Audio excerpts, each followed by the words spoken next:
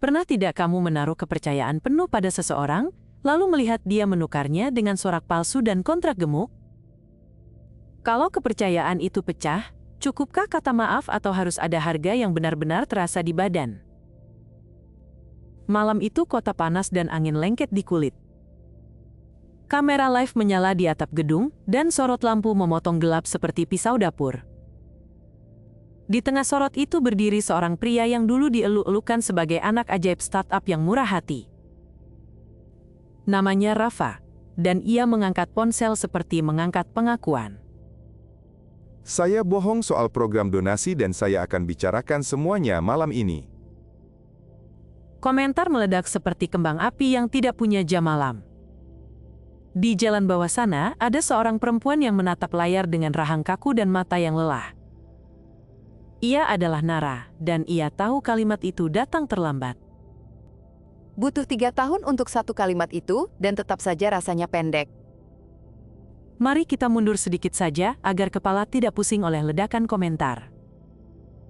Rafa dulu dijual sebagai pendiri yang manis, sederhana, dan selalu membawa cerita masa kecil yang kekurangan.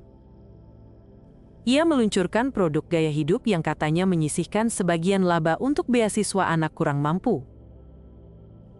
Konten harian memperlihatkan senyum anak sekolah dan tumpukan buku baru yang menenangkan hati penonton. Sponsor datang seperti arus pasang, dan semua terlihat bersih dan teratur. Lalu satu invoice jatuh ke tangan yang salah, dan garis halus mulai terlihat. Invoice itu mencatat uang donasi yang mampir ke kartu pribadi dengan kode pos apartemen mewah. Nara adalah sahabat lama yang bekerja di balik layar dan tahu cara membaca angka yang berkeringat. Ini bukan salah ketik dan ini bukan biaya operasional, ini gaya hidup yang diberi baju kata kebaikan. Nara menyimpan bukti dan menunggu hati cukup tenang untuk menahan badai. Ia menulis benang panjang di media sosial dengan gambar layar yang disensor secukupnya. Benang itu viral dan rasa muak bergerak seperti gelombang yang tidak mau padam. Rafa muncul live dan menjanjikan audit independen yang katanya akan jernih seperti air pagi. Kita akan hire auditor yang kredibel, dan semua aliran dana akan kita buka. Penonton sempat bernapas lega dan berharap ada jalan pulang bagi rasa percaya. Namun tagihan auditor ternyata dikirim ke sponsor yang selama ini menaruh produk di semua video. Rasa muak kembali tumbuh karena transparansi yang dibayar teman tidak terasa jujur di lidah. Malam di atap ini adalah puncak pada sebuah lereng yang licin. Rafa tahu, jalan pulang tidak ada, dan satu-satunya jalan adalah menuruni bukit dengan lutut lecet. Mulai besok saya akan merilis buku kas publik yang bisa dilihat siapa saja. Buku kas itu diberi nama Atonement, dan tampilannya sederhana, seperti buku tulis anak sekolah. Ada kolom masuk dan kolom keluar, dan tidak ada ruang untuk kata-kata hiasan. Orang bisa melihat nomor transaksi yang disamarkan secukupnya dan tujuan dana yang bisa dicek. Hari pertama, ia mendatangi seorang guru yang hidupnya sederhana dan suaranya halus. Uang bisa kembali, tapi kepercayaan anak itu tidak bisa dibeli seperti buku baru. Rafa mengangguk dan matanya tidak berani lama-lama bertemu mata guru itu. Komentar publik sedikit melunak karena ada uang yang benar-benar bergerak balik. Lalu sebuah pesan masuk dari seorang mantan manajer yang dulunya duduk di ruang rapat tanpa banyak bicara. Jangan buka semua kalau mau kontrakmu selamat, ini bukan urusan satu orang, ini jaringan. Kata jaringan itu seperti tali yang membelit kaki sebelum orang sadar sedang berjalan menuju lubang. Rafa berdiri di depan kamera dan bertanya pada penonton seakan penonton duduk di kursi seberang meja. Lebih penting kalian suka pada saya atau kalian aman dari kebohongan? Malam berikutnya, ia merilis video yang tidak memajang drama, tapi memajang pola. Pola itu mudah diingat oleh semua orang yang pernah ditipu oleh janji manis. Pola pertama adalah janji absolut yang tidak menyisakan ruang pertanyaan. Pola kedua adalah foto sedih tanpa laporan angka yang bisa dicocokkan. Pola ketiga adalah audit yang dibiayai oleh teman dekat atau sponsor yang berkepentingan. Orang menonton dan mulai merasa punya alat yang bisa dipakai kapan saja. Namun serangan balik datang seperti hujan batu yang jatuh dari langit yang tidak ada awan. Situs buku kas diserang dan layar hanya menampilkan pesan error yang membuat napas sesak. Kontrak brand dibekukan dan kalender konten tinggal kotak kosong yang dingin.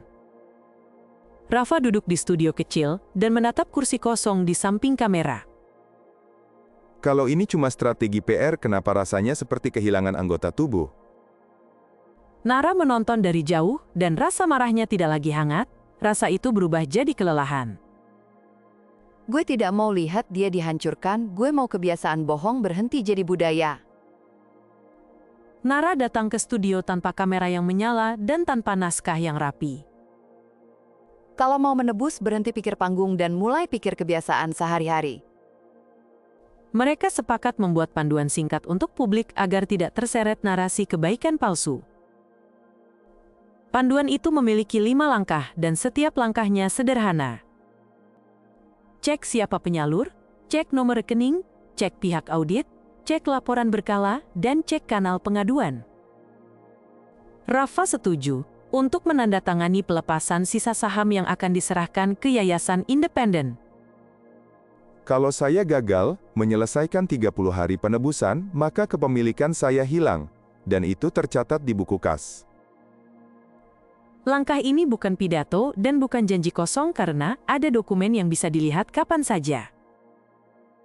Di hari itu juga Rafa mengumumkan jadwal 30 hari yang padat dan tidak ada ruang untuk drama kosong. Ia akan membayar korban yang paling terdampak dan akan melakukan kerja sosial yang tidak memajang wajah anak. Ia juga akan memberi satu pengakuan sederhana setiap hari tentang keputusan yang dulu ia bungkus dengan kata yang manis. Kita memasuki hari-hari yang diisi detik-detik yang panjang. Hari pertama terasa asing karena tangan yang memberi uang terlihat canggung ketika tidak ada musik latar. Ibu Rani menerima amplop dan suaranya tenang seperti orang yang sudah lama menunggu kejujuran. Terima kasih, tapi tolong belajar menepati janji tanpa kamera dan tanpa tepuk tangan. Penonton merasa tertampar oleh kalimat pendek yang tidak marah namun tajam. Hari kedua, Rafa memperbaiki komputer perpustakaan kecil yang sering hang dan datanya berantakan. Ia menghapus foto-foto yang menampilkan anak kecil karena anak kecil tidak boleh jadi alat untuk menutup aib orang dewasa. Hari ketiga, ia membuka email yang menumpuk dan menulis jawaban yang jujur pada orang yang menagih penjelasan. Hari keempat, ia mengembalikan biaya perjalanan yang dulu ia ambil dari pos bantuan. Hari kelima, ia memohon maaf kepada komunitas relawan yang pernah ia tinggalkan tanpa kabar. Di hari keenam, muncul seorang remaja yang suaranya jelas dan matanya tenang. Aku belajar satu hal dari semua ini. Jangan percaya wajah, percaya bukti. Kalimat itu singkat dan menutup mulut para komentator yang suka mengukur kebaikan dari gaya bicara. Hari ketujuh, muncul pesan lagi dari orang yang dulu memegang kunci rapat tertutup. Kalau kamu buka semua, kamu bukan hanya menenggelamkan diri, tapi juga menenggelamkan kapal temanmu. Rafa tidak menjawab dan memilih menulis ringkasan pola yang lebih rapi untuk publik. Ia menggambar alur uang yang sederhana dari rekening masuk ke rekening keluar dan menandai potongan fee yang tersembunyi. Ia menambahkan contoh template kata-kata yang sering dipakai untuk membungkus kekurangan sebagai niat mulia. Penonton menyimpan ringkasan itu, seperti menyimpan daftar belanja yang berguna setiap minggu. Serangan hukum datang namun buku kas tetap berjalan pelan karena dibuat sederhana dan mudah dibaca. Rafa berjalan tanpa sorak dan tanpa musik, dan itu membuat langkahnya terasa jujur. Nara menjaga jarak yang sehat dan hanya datang ketika perlu menempatkan pagar di ruas yang rawan. Jangan jadikan penyesalan ini panggung, jadikan itu kebiasaan kecil yang berulang. Hari ke-10, Rafa menutup satu kontrak besar dan mengalihkan sisa bayar ke dana publik yang diawasi pihak ketiga. Ia menulis catatan singkat untuk menjelaskan alasan pengalihan dan mencantumkan tautan verifikasi. Penonton membaca, dan beberapa orang masih sinis, dan itu wajar karena Luka butuh waktu. Hari ke-12 ia memindahkan hak cipta beberapa materi kampanye ke lisensi terbuka, agar bisa diaudit dan dipelajari. Hari ke-15 ia mengumumkan jeda panjang dari panggung, dan hanya akan muncul untuk laporan buku kas. Di momen ini beberapa orang merasa kehilangan hiburan yang panas, namun mendapatkan alat yang tenang. Rafa lalu menemui Gio di ruang serbaguna, yang cat dindingnya mulai pudar. Aku tidak butuh foto, aku butuh bukti bahwa kalian paham bagaimana caranya tidak mengulang ini. Rafa memasang daftar 5 langkah di dinding ruang itu, dan memintanya dibaca keras-keras. Cek penyalur, cek nomor rekening, cek pihak audit, cek laporan berkala, dan cek kanal pengaduan. Suara itu lantang namun tidak bernada marah, dan itu justru menampar lebih keras. Hari ke-18 buku kas menampilkan transaksi besar yang memindahkan sisa saham ke yayasan. Orang bisa melihat waktu transaksi dan nilai yang disamarkan sesuai aturan, namun cukup untuk memahami dampaknya. Rafa menandatangani dokumen dan tidak ada tepuk tangan karena tidak dibutuhkan. Ia mematikan notifikasi ponsel agar tangannya berhenti gemetar karena komentar yang datang seperti hujan serangga. Malam itu Nara datang lagi dan duduk di kursi yang biasanya kosong. Gue capek lihat bohong dipelihara, karena semua orang butuh cerita yang nyaman di kepala. Rafa mengangguk dan tidak membela diri, karena orang yang sibuk membela diri jarang belajar. Gue mau orang berhenti idolakan kebaikan dan mulai audit kebaikan. Mereka menulis naskah live terakhir yang akan menutup 30 hari penebusan. Naskah itu pendek, dan mungkin terasa dingin tapi justru itu yang membuatnya bersih. Live terakhir dimulai tanpa jingle dan tanpa balon kata yang menghibur. Saya akan mundur dari semua jabatan, dan saya akan menghentikan semua kerjasama yang masih tersisa. Ia melanjutkan kalimatnya dengan tenang, agar penonton sempat memproses. Saya akan membuka SOP transparansi sederhana, agar bisa dipakai siapa saja yang mau menghindari kebohongan yang saya lakukan. Ia menyebut beberapa proyek kecil yang jujur dan mengarahkan sorot ke mereka, agar cahaya tidak hanya jatuh pada orang yang pernah berdusta. Jangan idolakan saya karena saya tidak layak diidolakan. Bila kamu peduli pada kebaikan maka lakukan verifikasi. Komentar terbagi antara muak yang tidak sembuh dan lega yang tidak ingin berlebihan. Tidak ada tepuk tangan panjang dan tidak ada musik yang mengangkat suasana. Ada buku kas yang tetap mengalir, seperti sungai yang tidak peduli pada tepuk tangan dan celaan. Di akhir siaran Nara mengambil giliran berbicara sebentar, dan suaranya datar namun hangat. Kalau kalian masih peduli pada kebaikan, maka tolong pelajari 5 langkah itu. Dan pakai dalam hidup sehari-hari. Live berakhir dan layar gelap, namun rasa di kepala penonton tidak ikut padam. Orang mulai mengingat momen ketika mereka juga menaruh harapan pada wajah yang nyaman. Orang mengingat rasa malu ketika ikut menyalakan sorak tanpa bertanya satu angka pun. Cerita ini tidak meminta semua orang mengampuni, karena ampunan bukan tiket nonton. Cerita ini meminta kebiasaan yang sederhana agar kebohongan tidak dapat sponsor lagi. Sekarang mari kita kembali ke atap dari mana kita mulai berbicara. Malam masih panas dan angin masih lengket, namun satu hal berubah. Kita tahu cara membaca uang yang berjalan, dan kita tahu cara bertanya tanpa takut dibilang cerewet. Kita tahu bahwa penebusan bukan panggung yang ramai, dan bukan pidato yang merdu. Penebusan adalah kerugian yang dicatat dan kebiasaan yang diulang sampai tangan terbiasa jujur. Kamu boleh marah dan kamu boleh skeptis, dan itu sehat jika dipakai untuk menolak tipu muslihat.